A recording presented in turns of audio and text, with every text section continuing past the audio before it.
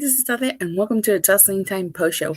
It is Monday, June 3rd, 2024, and tonight I'll be talking about Monday Night Raw. All right, let's kick things off talking about this Liv Morgan promo, because you guys remember last week, Liv Morgan kissed Dominik Mysterio, and the big question was, she opens Raw tonight, and, she welcomes everybody to the Liv Morgan Revenge Tour, and I have to say, usually, you guys know how this goes. Usually the opening segment sets up a match. That wasn't the case here. So she's talking about how, she took out Rhea Ripley and put Becky Lynch into an early retirement. And the cherry on top of it all was kissing Dominik to take everything away from Rhea Ripley. So far, she's taken the Women's World title. Now she's trying to work on...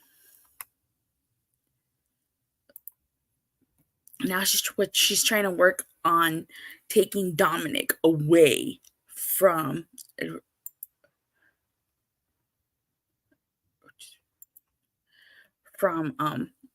Rhea Ripley. Okay. So Dominik goes out there and stuff like that. And things get awkward between them. They do. Because, she starts to get closer to him and he's just looking away. And she starts caressing him and stuff like that. And she's rubbing her hand down his chest. And it's just awkward. You could tell Dom is trying really hard to not to look at her or even make eye contact with her and stuff like that. So I thought that was he's trying his hardest not to. And you have to say Dominik has a lot of willpower, because feel like most men would have probably given in to, thought this was an off opening to the show, very cringe. Really? I feel like most men would have given in to Liv Morgan's advances, but not Dominik. He really has a lot of willpower to not give in that easily. And so, of course, Finn Balor, I do apologize, the car alarm is going off on the outside.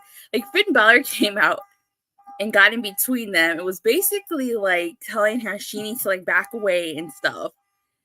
And as she was leaving, she scratches or rubs Dominik's head, and there's this part where he smiles. So it seemed like car horns. It's not my window's open, that's why. And he kind of smiles and stuff. So, oh my God, that was kind of an interesting but awkward opening segment here. It's is Liv Morgan gonna succeed in seducing Dominik Mysterio? I guess you have to wait and see. But damn, poor Dom was so trying so hard to resist Liv Morgan. So we have a Sheamus interview. And he's basically talking about his match with Kaiser and about how he's been in the WWE for 15 years and that the only way to gain his respect is to put a banger after banger after banger. So, not much to go by there. So, this leads into his match with Ludwig Kaiser. You see, Dominik's going to get a slap from Rhea when she returns. Oh, I think he's going to get more than a slap. And this is actually a really good match. Kaiser kept targeting Sheamus's in the right knee. And there was even this one spot where the ref is checking on Sheamus, and Sheamus does not want this match to stop. He wants to continue. And he calls Kaiser a bitch because he's egging him on to attack him. Let me see. Dom's gonna be in the doghouse when mommy returns. Yeah, I'll talk about that more right now. And so Ludwig Kaiser, he actually beat Sheamus here. And when it was a really great match, probably Ludwig Kaiser's best match so far. But I actually really like this match. I wonder if somewhere down the road we're going to get Gunther versus Sheamus again. So we get the first Judgment Day segment of the night. Damian and Finn Balor and Dominik are talking about how, like, what's going on with about Liv Morgan, and Dominik says that he can't help it the women are into him and he didn't do anything. But yeah, I don't think things are gonna go well for him and Rhea Ripley. He even said during this segment that he's giving Rhea some space, which is not a good sign. You know, you're giving someone space, that pretty much means you're on the verge of a breakup. Now, one thing here is that the Damian Priest is trying to remind everybody why Judgment Day runs Raw. And I have to say, like, as the Raw goes on, like, Judgment Day did show why they run Monday Night Raw. We have a Ricochet segment, and he's talking about how him and Ilya Dragunov have unfinished business, but he's got to take care of Braun Breaker first. So, like, Braun Breaker seems to have interjected himself in this feud with Ricochet and Ilya Dragunov. We get Finn Balor versus Dragon Lee. Apparently, this was a first time ever match. Now, I thought this was a pretty decent match. You know, so far the first hour, let me see, Judgment Day being overexposed again. Maybe. The first hour of Raw, I felt, was a pretty decent hour. Like, the reason why Dragon Lee lost is because Carlito cost Dragon Lee this match. You know, Finn Balor was victorious, and then, like, Strowman came out. He took out JD, Madonna, Finn Balor, and Carlito.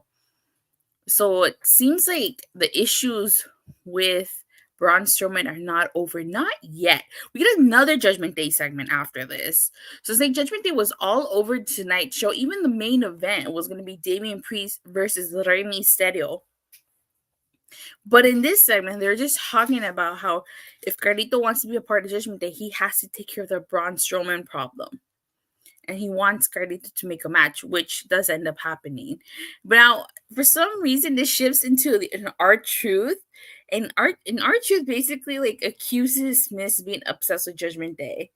And, you know, the Miz tells R-Truth that Judgment Day sold his TV. Now, it's funny because it's R-Truth. Had it been anybody else, I feel like it wouldn't have been as funny. But, you know, I wonder who's going to take those tag titles off of Awesome Truth. I honestly think it could probably be the Creed brothers, especially with what happens later on in the night. We get a Sami Zayn promo, and I thought this was a really interesting promo because, you know, he's talking about Chad Gable, and, you know, Chad Gable helped Sami Zayn train to beat Gunther. And Chad Gable basically turned heel because he could not beat Sami Zayn. He could not recapture that IC title. Now, throughout this entire time, like, Chad Gable has been, like, pretty much torturing Alpha Academy over here. And, like, then this segment, like, Alpha Academy comes out, and, like, you could tell they really did not want to be out there. Like, poor Maxine apologizes to Sami Zayn, and she's, like, reading a letter from Chad Gable that basically says that he wants another opportunity at the IC title, and he insults everybody. He calls Sami a pathetic excuse of a human being. He calls Tozawa a failure who was pretending to be a ninja.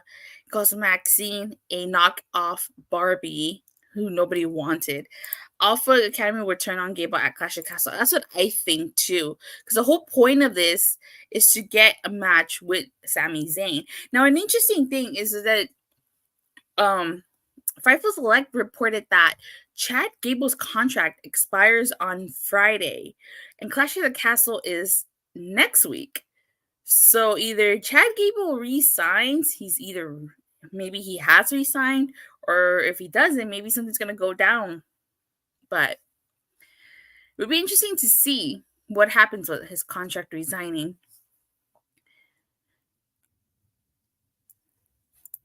So Sami agrees to give Chad Gable the match at Clash at Castle. And, like, Sami Zayn is trying to convince them to basically leave Chad Gable the same way that he left the Bloodline. But this was all a setup by Chad Gable as he attacked Sami Zayn. Now, like, as you know, Chad Gable was basically yelling at Otis during this. Like, the crowd was just cheering for Otis. Just imagine when Alpha Academy finally turns on Chad Gable, that pop is going to be amazing.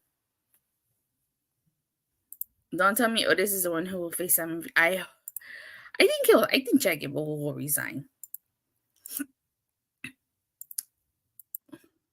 So, like, unfortunately for poor Sami, he was not able to convince Otis just yet to turn on Chad Gable.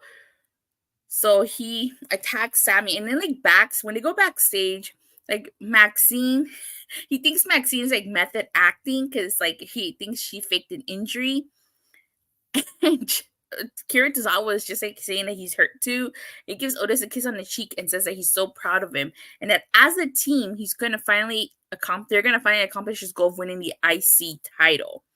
So I honestly do think Chad Gable is probably going to win the IC title, but I think that the Alpha Academy will probably abandon him either halfway or midway through the match. Now, I know this doesn't happen till later, but if you guys noticed during Jade and Bianca as they're walking to the ring, you could see Chad Gable talking to the Creed brothers. Now that's interesting because the Creed brothers, the last time we saw them, they lost their match against Authors of Pain, and I feel like the Creed brothers and Chad Gable make a much better combination than Chad Gable, Otis, Akira Tozawa, and Maxine. Hell, you can even throw in Ivy Nile in there. She could be she could replace Maxine. So I feel like that's gonna be a much stronger heel stable than with Alpha Academy. But I do wonder what would happen with Alpha Academy. Like what's gonna happen with Otis, Maxine, and Akira Tozawa once they abandon Chad Gable. They could maybe form their own little faction. Maxine can manage, Otis and Akira could be like a tag team. Like we get a bond breaker segment, and like he's talking to Adam Pearce about like that he finally got him a match against real competition, because like prior to this, like Braun Breaker was just facing jobbers, and he still won't let go of the fact that he was not in the King of the Ring tournament. So he does it into Braun Breaker versus Ricochet. Like I have to say, like Braun Breaker, like that Frankensteiner was amazing. Like he's definitely got potential. And I could see him being a world champion in the future. But he did win this match after that Frankenstein and that spear to Ricochet. And like after the match was over, he tried to like attack Ricochet with the steel steps, but Eli Dragunov saved him. So I wonder if we're gonna see Braun Breaker versus Eli Dragunov as well. We get an LWO segment, and like Rey Mysterio is telling Dragon Lee that he'll eventually get his payback on Carlito, but tonight they gotta take care of Damian Priest. So like Rey Mysterio and Judgment Day have been feuding for a long time now. This is just rehashing their old feud. So we get a Kiana James interview, and she's basically talking about how she's got huge aspirations for Raw. Like, I think this was a nice little introduction to Kiana James, especially for people who don't know who she is. Like, I know of her. I've seen little of her from a couple times I've watched NXT. But now I know why she has this whole 1% gimmick, because she apparently has a degree in business. And she talks about how beating Natty will violate her as a 1% and will start the rise to her top. So this leads into Kiana James versus Natalya. I have to say, like, I thought this was a decent match. It was a great showing by Kiana James. I'm curious to see. Let me see. You were bored by the match? I really wasn't. I thought it was a great showing by Kiana James. Her finisher's card, the 401k, which is a retirement plan for those that don't know. That's a retirement plan. But and then in the back, like Natty tells Sonya Deville that enough is enough. It's time for a change, which is, I believe, a reference to her late uncle Owen Hart. So very interesting that she said that. So I wonder if Natty, like, if she's gonna sign a new deal, if she's going to like leave WWE, maybe are we gonna see a change of gimmick? Kiana James is good in the ring. She has potential. She definitely has potential. I think she'll be women's world champion someday. And like Sonya Deville is also like approaching Zoey Stark and Shayna Baszler, but they tell her to leave him alone. So we get an interesting New Day interview where they talk about the many teams who have tried to break them up, but like obviously none of them have like worked. And Karrion Kross basically tells like Xavier Woods that after tonight, he won't have to follow Kofi around anymore. So he's trying to break up the New Day. They're not the first team to try to break up the New Day, and they probably won't be the last team.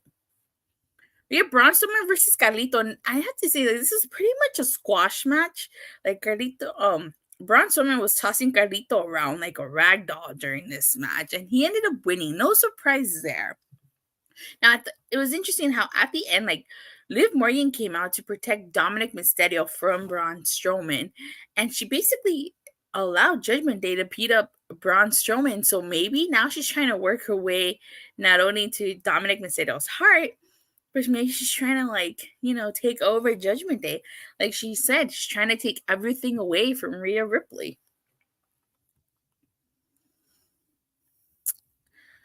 So you get a Bianca Belair and Jade Cargill promo, which they're basically just talking about Shayna and Zoey Stark and their match. They get a tag team match. Let me see. Carlito's just losing. That's sad for me to say. I bet he regrets coming to WWE. Yeah, he really hasn't done much since coming. I mean, he's just kind of been there, kind of floating around from feud to feud. So we'll see. So we get a women's world tag team title match. It's Jade Cargill and Bianca Belair versus Shayna Baszler and Zoey Stark. I thought the match was decent, but we didn't get a clear finish because Isla Dawn and Alba Fyre get involved and pretty much everybody attacks Jade and Bianca. And later on in the night, when Alba Fyre and Isla Dawn are interviewed, they basically make their intentions known that they want those tag titles and they want them at Clash at the Castle. I don't know if they'll win, just because I don't think they'll win, but it will be interesting to see if they do win. Or you know what? It may not be a one-on-one match because you had Zoey Stark, Shayna Baszler, Isla Dawn, Alba Fyre. Maybe it'll be a three-way at Clash at Castle for those women's tag titles. Because in that way, if Bianca and Jay do lose the tag titles, they don't have to get pinned to lose the tag titles. We get a Damian Priest interview, and he's like talking about a wide range of stuff from like how Judgment Day has had so much success tonight. He talks about Rey Mysterio, and just as he was about to talk about Liv Morgan, he gets interrupted by Drew McIntyre. And he basically says, basically warns Damian Priest to like enjoy this time he has as champion because in 2 weeks, he's going to see him real soon.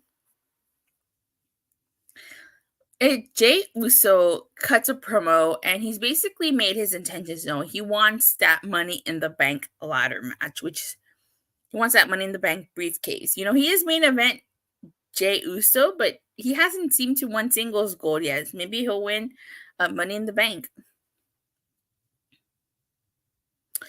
Lyra Curio, she talks about Becky and about how Becky was mentoring her.